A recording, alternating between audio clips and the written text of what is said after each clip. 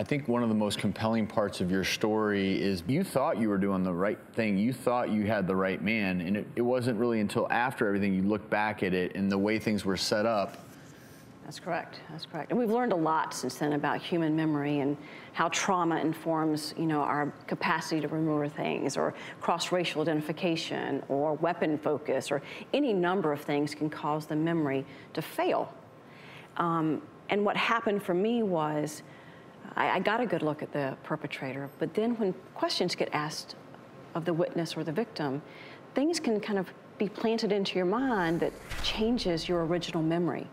We call it false memories, right? So if I say that my perpetrator was 5'11", 6 feet tall, but the investigator has someone in their mind that's 6'4", all of a sudden the question's asked, well, could he have been closer to 6'3" or 6'4"?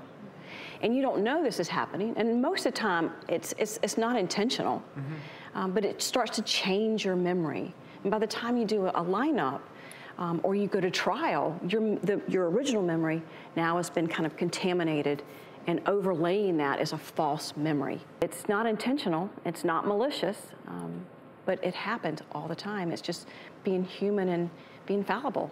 Tell us about your relationship with Ronald now, because I think that's so inspiring. He's my best friend. We were texting on the way over here.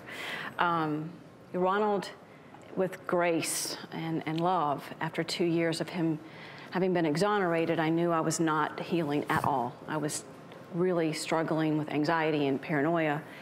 So I asked for a private meeting, and he did, and I told him how sorry I was for what had happened, and he immediately started to cry with me and told me he wasn't angry, that he had forgiven me years ago, and it was from that mutual place of harm that we could begin to heal. And oh, I love him.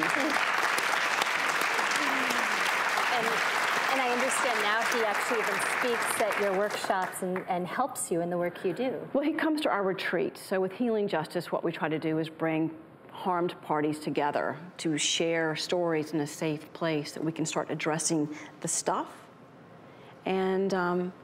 And he comes to our retreats, and he's helping me kind of work people through that harm and that trauma to find a place where we can heal together as a community of people that the system failed. We just got failed. And well, and I want to address that. We need to take a quick break, but what happens when the system fails? What factors into a conviction? The legal side of the story is when we come back.